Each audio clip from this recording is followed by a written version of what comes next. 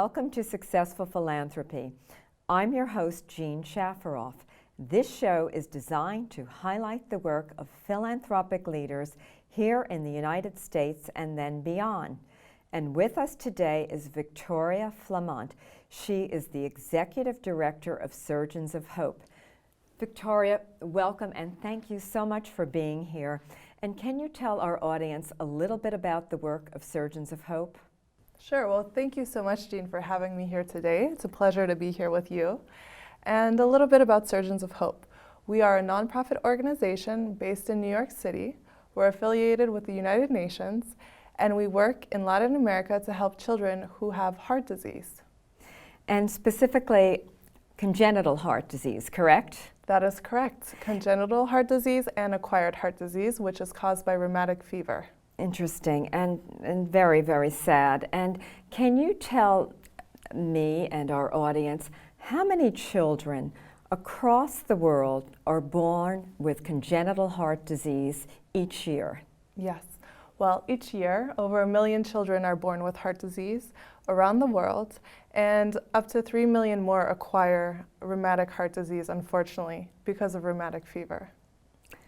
It's all very tragic and very, very sad. Now, you started the work, or Surgeons of Hope started the work in about 20 years ago, and you started primarily in Nicaragua, is that correct? And I'm assuming you chose Nicaragua because it is one of the poorest countries in the Western Hemisphere, and there wasn't the facilities there to work with the children. And can you tell our viewers a little bit more about why Nicaragua? Sure. Well, you are correct.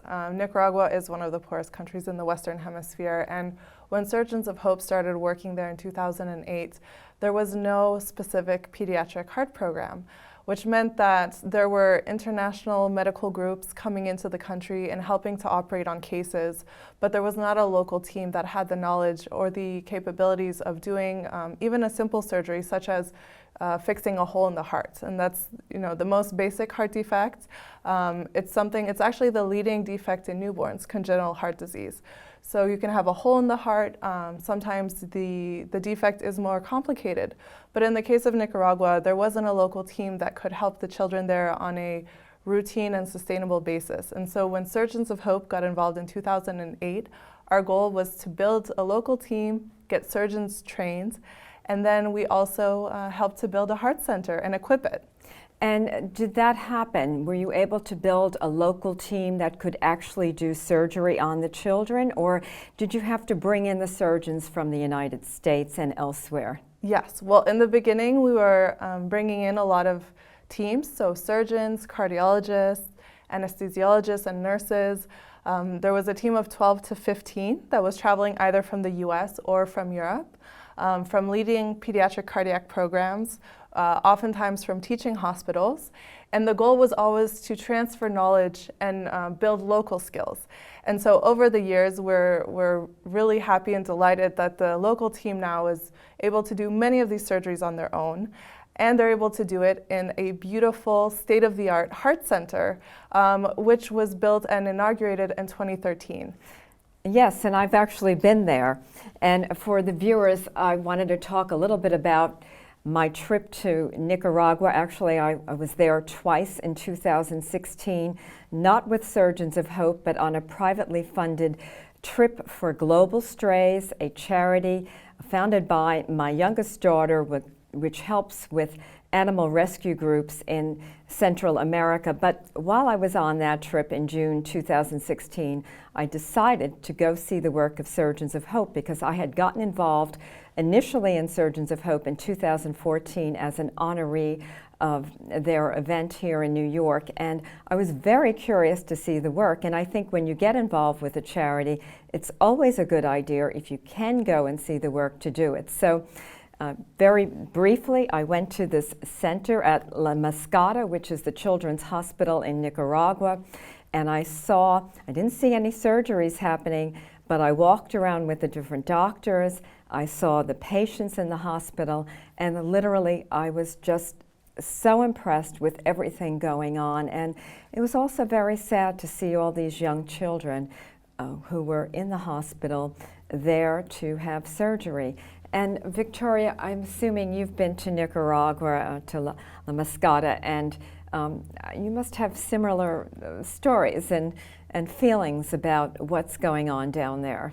Yes, as you said, it is very sad to see there are so many sick children and children in need, but I think it's also so inspiring when you get to meet some of the patients that have been helped by Surgeons of Hope.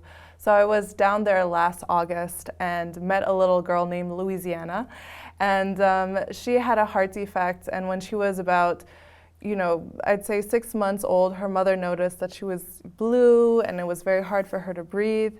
And she desperately wanted for her daughter to get better and to be cured, and her daughter was able to receive surgery during one of Surgeons of Hope's missions, and I got to meet her a week before her 8th birthday. So it's just so wonderful to see a child who was at the risk of losing her life is now running around, she's going to school, and her dream is actually to become a veterinarian to help animals. And she's now 8. And she had the surgery when she was how old? When she was 2. So you've been following her, and I think that's so important to see how these children end up doing and faring later on in life. And for our viewers, how do you find the doctors? I understand a lot come from Columbia Presbyterian, but what kind of doctor? It must be a very, very special person, willing to give up his vacation or her vacation to go on a mission with a group like Surgeons of Hope and work with the children and the families, because it's a package. And but they're really saving lives, and they're doing this, I understand, on their free time. And how do you find the doctors? Well, that's correct. We are incredibly thankful to all of the doctors and the nurses and the medical teams who volunteer with Surgeons of Hope to perform these life-saving surgeries, and also to teach and share their knowledge cost-free. So they have a huge heart, and for that we are so thankful to them. And we find them through our network. So our president, Dr. Eduardo de Cruz, is a leading pediatric cardiologist. He is also an expert in critical care. He's a professor at the University of Colorado. So he has quite a wide network. And to be honest, it's a small community of surgeons, of pediatric cardiac surgeons, and they all want to help, because they know that in developing countries, over 90% of children don't have access to care, either because they can't afford it or because it doesn't exist. And so they really take it upon themselves. They take their vacation, time away from their families to help these families and these children. Well, it's really a beautiful, beautiful thing. And I understand besides Nicaragua, you're now working in other Central American countries, and I think Costa Rica, and then Paraguay. And can you just talk a little bit about the work in those countries? Sure. So Surgeons of Hope expanded to Costa Rica in 2014. Dr. Eduardo de Cruz was actually requested to come help there at the Public Children's Hospital in San Jose. And with Dr. de Cruz's leadership, he was able to work with the hospital directors, the directors of the pediatric cardiac program, to restructure the program. And also, they actually jointly implemented a oximetry program nationally, which means that when a child is born, the level of oxygen in the blood is measured to ensure that there's no possible heart defects. And that's actually something that we would like to bring to both Nicaragua and Paraguay, because what we see is that it's very important to catch heart disease early on. If we're able to catch it within the first few days of life, it means that we're able to address and correct whatever the defect may be. And what kind of budget do you operate on annually? I understand from what I've learned, it's a very, very small budget for all that you do. But can you explain the budget to our viewers? Sure. Well, so I would say in terms of monetary, it's about $500,000 a year, but that does not account for all of the time that the doctors and the nurses are contributing. We have a very generous corporate sponsor, Publicis Group, one of the top advertising agencies in the world. They also provide office space for us. They give us an annual grant. So we have a lot of support that I don't think can be counted in monetary terms, because it's in-kind donations. But as you so well know, Jean, philanthropy just isn't about giving money. It's about giving your time, your resources, your knowledge, and that's really something that we're so blessed with at Surgeons of Hope. Yes, and we are now talking with Victoria Flamant. She is the CEO of Surgeons of Hope, a charity that goes and works in Central American countries. And what do? They do congenital heart surgeries on children, enabling these children to continue living on. So you have now Diego Luna, the famous Mexican actor who is your spokesperson. And I know last year at the gala, he was the honoree. And I watch him on your videos and on your website. And Diego, I remember when I met him, Diego has an absolute heart of gold. And yes, he does. Why has he taken this on? I guess it's an important priority to him, but is there a personal connection, or he's just trying to be helpful? Honestly, I think it's because he has 2 children himself. They actually both had COVID and luckily have recovered, and all is well. But his experience as a father, and knowing that some people have a child and then are at risk of losing their child, is something that is unfathomable, and he really wants to address and make sure that no parent has to go through that. Well, when you're a parent, and I'm a parent, I think the health of your children is most important, and if you've been fortunate enough as a parent to have healthy children, well, you want the same for others, and I think this is one reason that people get involved, besides the doctors, but the supporters.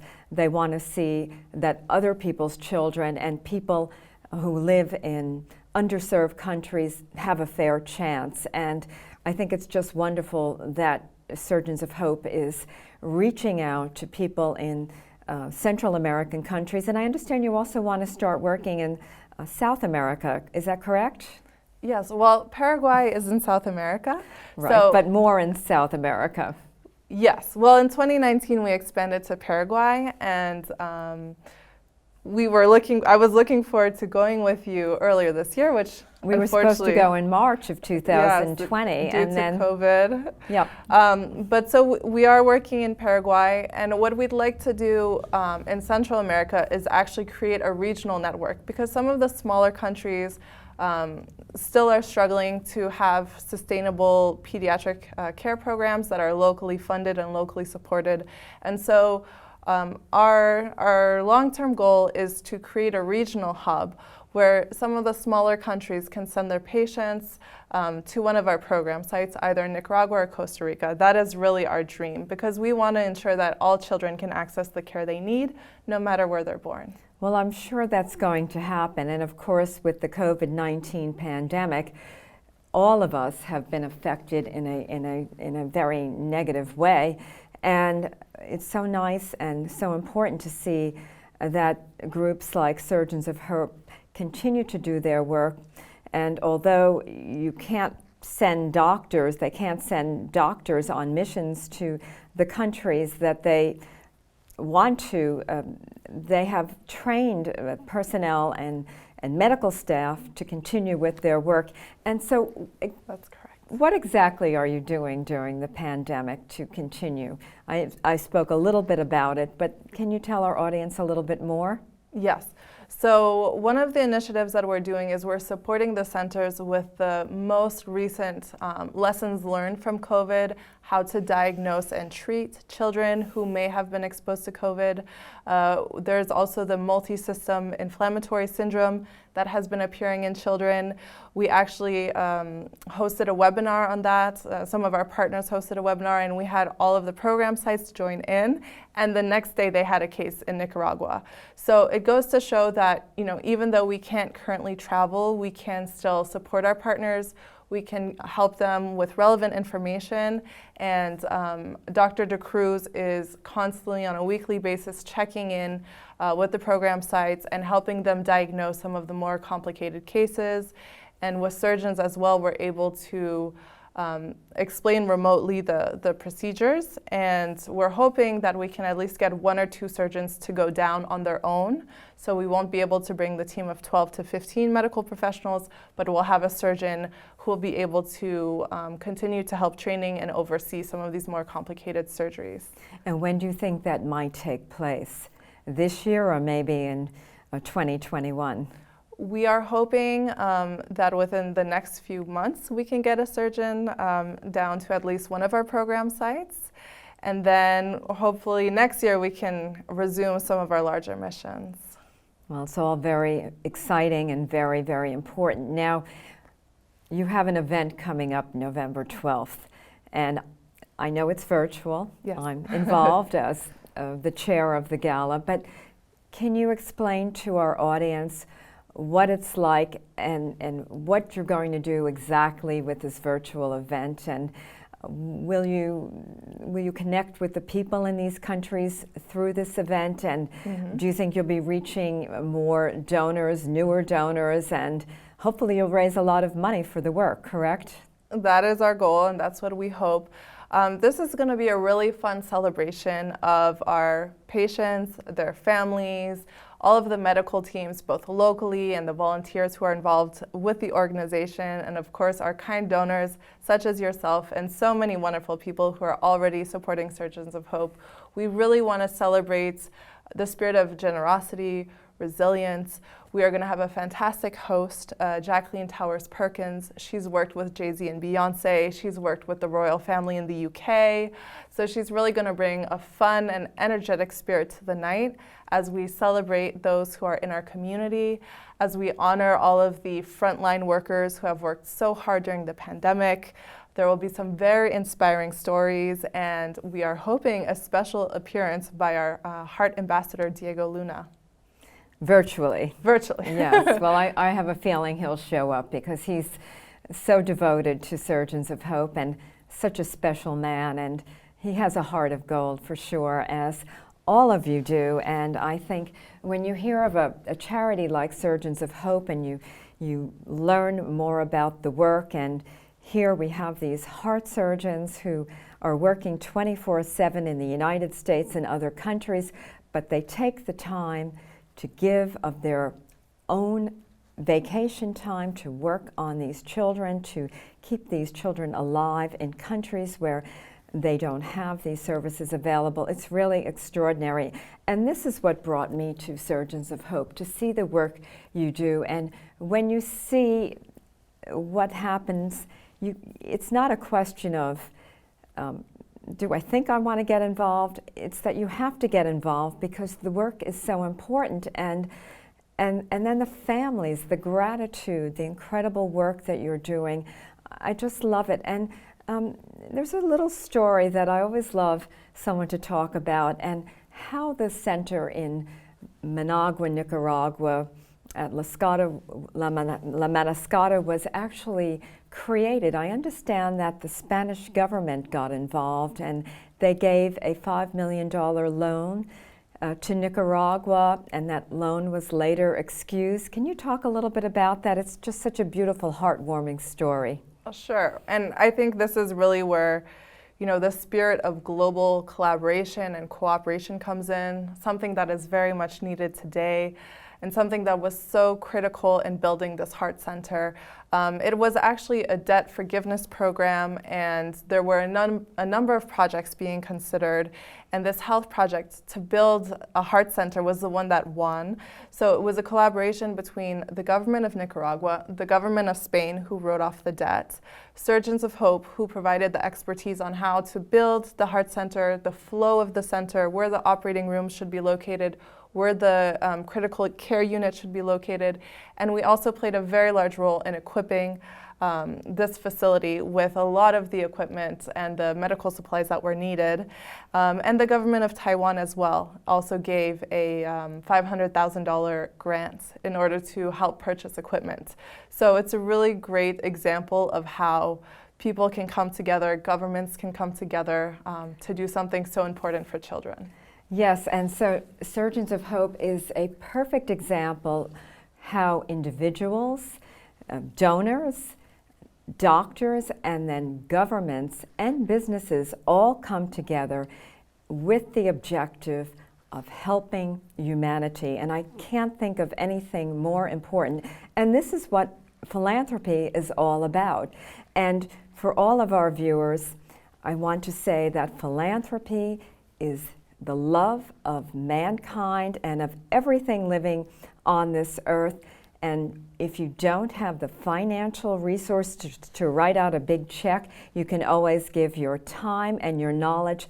Never underestimate the value of what you can give, because it's very, very important. And you can change lives and you can save lives.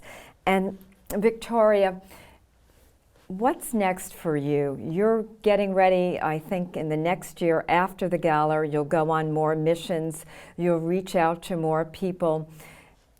Can you talk a little bit about what motivated you to get involved with Surgeons of Hope? Because you're a young, beautiful woman, very intelligent, and I see how hard you work, and I see anyone who works for a charity, you have to be devoted because it's tough work. So what motivates you?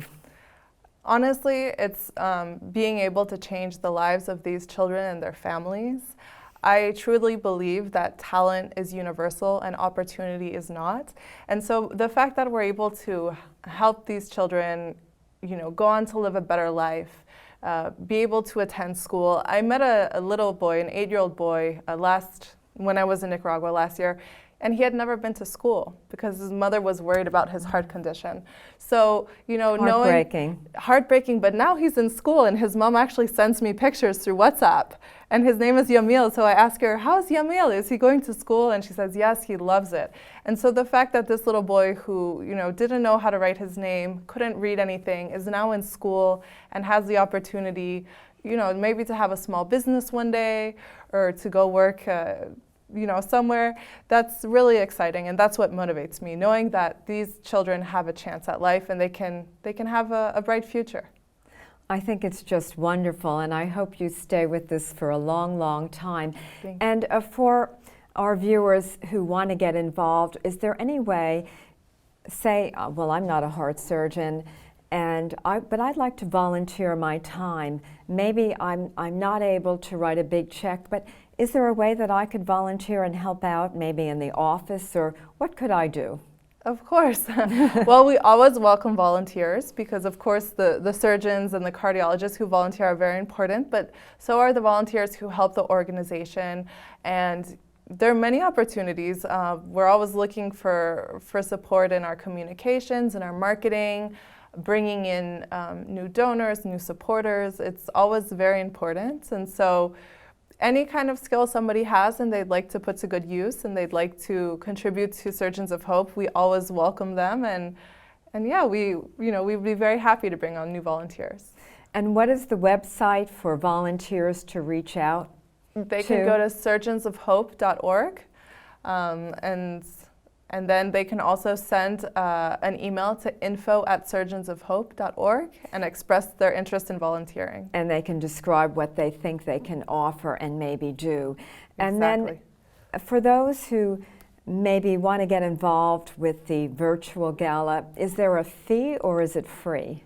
So it is free for anyone who would like to join the party, the celebration, and join us online. We'll have a silent and live auction, so those are ways in which people can contribute, and we'll also have some different ticket options. We're still working out the specific details, but again, if you go to surgeonsofhope.org, all of the information will be there very shortly.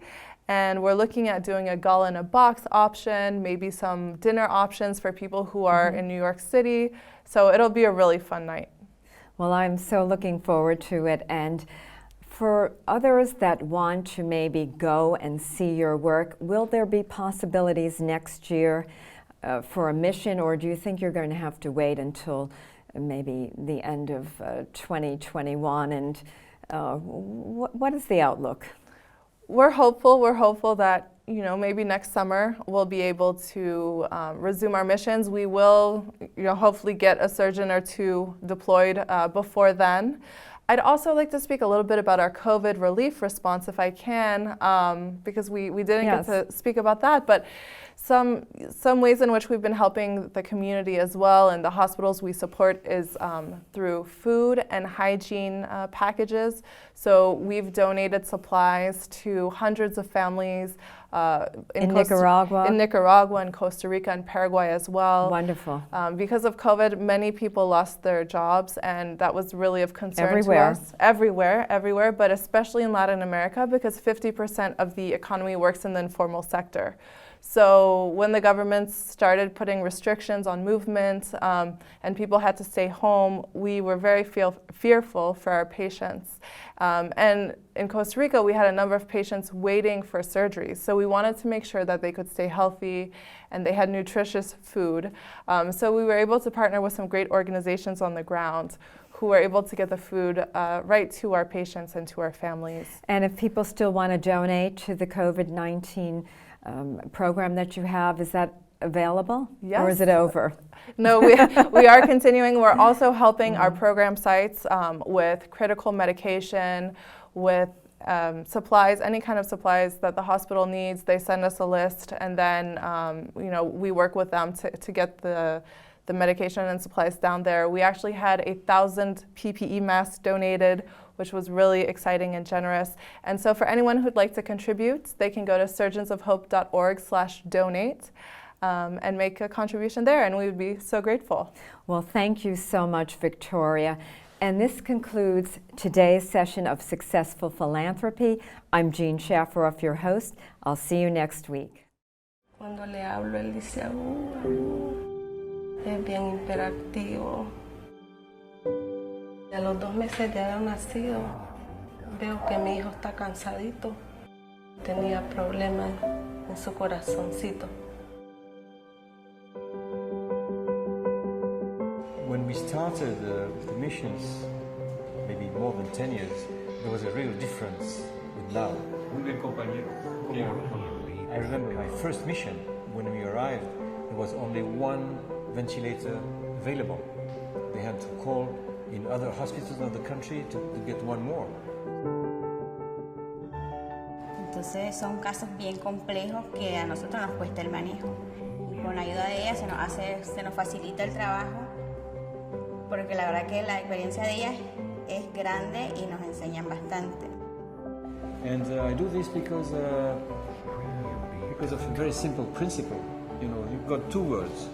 One rich world, in which we are, and we've got the same amount of percentage of children with heart problems that could be cured.